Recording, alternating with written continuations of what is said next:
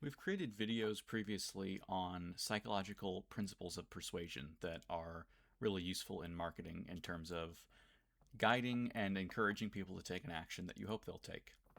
And two of those that we've talked about before are authority and social proof. Now, both of these concepts, have been around and used by humans for probably all of history, but they were defined well and put in a book by the psychologist Robert Cialdini. So he gets some credit for kind of standardizing how we talk about these things. But as a really brief recap, authority is basically the concept that someone who is in a position of authority above you um, is influential in forming your opinions about things. So it could be, legal authority. It could be emotional authority, social status authority, money, power.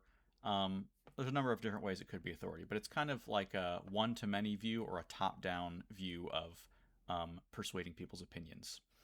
And social proof is kind of the opposite of that, which is basically when we don't know how to feel about something or we don't know what to think about something, we can look to someone who we perceive to be above us, smarter, wiser, again, more authoritative, or we can look to just other people just like us and look for kind of group consensus. So usually social proof is stronger with quantity. So the more people who seem to agree with a certain opinion or action, we tend to agree with those. So the reason I'm talking about these today is because we recently created a blog post for one of our clients, and I did a test around how whether authority or social proof would make that message more persuasive to people who viewed it. So this client is a community mental health center, and they recently received what's called the Bell Seal for Workplace Mental Health from Mental Health America. Mental Health America is a really positively regarded, well-known organization in the behavioral health field.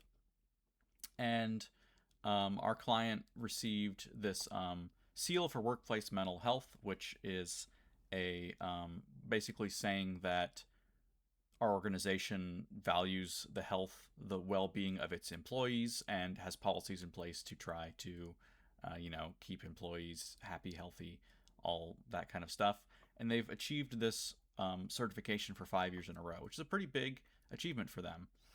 And so I put together this blog post recapping it. I included the fact that Mental Health America basically certifies our client and also provided some stats from our client's performance over the years to back this up with kind of authoritative research and proof. But then I also included some opinions from actual employees at the client, stating sort of what they appreciate about the client's workplace wellness initiatives.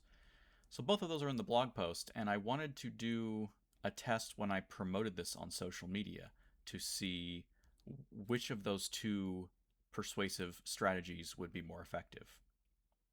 So basically what I did is this is looking at the Meta Ads platform, and I know that some of these might be a little small to read, but basically I created three versions of an ad.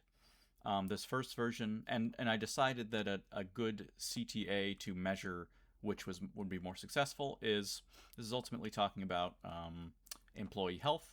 So I thought it would be appropriate to send this to people who might be working in the behavioral health field and might be considering a job or a job change, and seeing if they would go check out our client's careers page.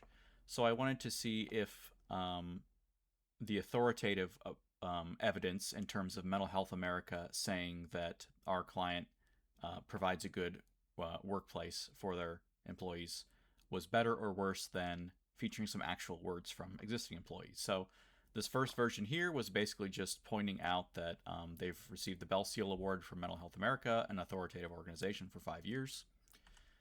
The second version didn't mention anything about the Bell Seal and only mentioned 3 pieces of positive employee feedback about workplace wellness. And the third version included a little of both.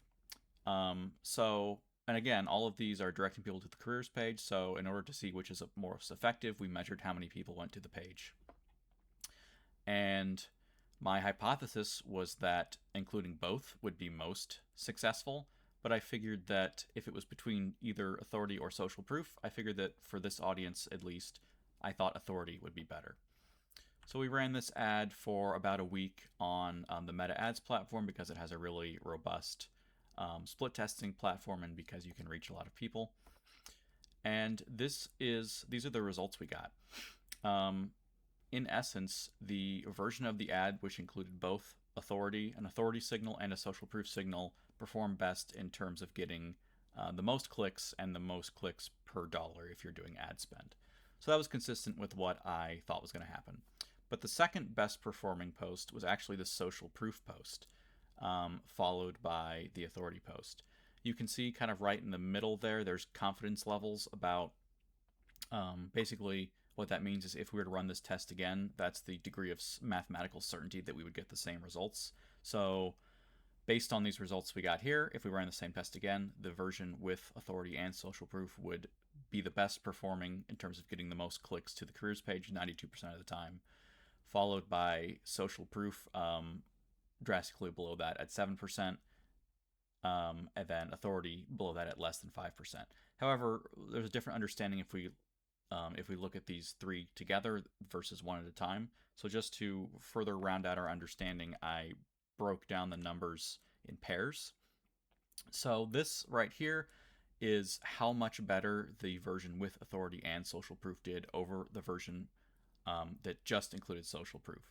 So you can see that it performed 16% better with 83% certainty that if you did the same test again, you would get the same results. So basically that is a pretty strong evidence that including authority and social proof will get you marginally better results than just social proof. But the really big one is if you look at just social proof versus just authority. Here, the social proof performed almost 50% better with 98% certainty that if we did this exact same test, we would get the same results. So basically what all of this means is social proof was a lot more persuasive at convincing people that our client might be a good place to work at than authority. Like I said, this kind of surprised me, but there are some reasons why this might make sense. If you're looking at, a job type situation, yeah, it kind of makes sense that listening to the opinions of people that came before might be more persuasive to you than just an organization that doesn't, it's just going off of policies, things like that. It has been vetted, but maybe you think, no, I want to hear it directly from people's mouths versus what this authoritative organization says. Like I said, this surprised me, and to be fair, I do want to point out that you might see different results for different audiences, different types of campaigns you're doing, different objectives. These things can vary a lot, so that's why it's important to run these kinds of tests to see what works best for your organization, your audience that you're speaking to, and this particular initiative, the particular action you're hoping people will take. But if we can generalize a little bit more, this can be something, there can be both good and bad news for your organization behind this finding that social proof seems to be more effective than authority. On the one hand, if you are a newer organization and you don't have other big, accrediting organizations vouching for you, it is possible to get a lot of persuasive effect out of just asking your customers what they think. So that's really helpful if that's in your position. On the other hand, if you are an organization that does have other prestigious organizations saying that you're great and you're everything that you say you can be, but you don't have actual clients, customers, people that have worked directly with you vouching for you, that might actually hurt your credibility a little bit from other people who are kind of vetting you themselves. So just keep that all in mind, and always make sure to run these kind of tests for your organization to see what works best. But this was a really fun test to run, and I'm excited to share to our client what we learned.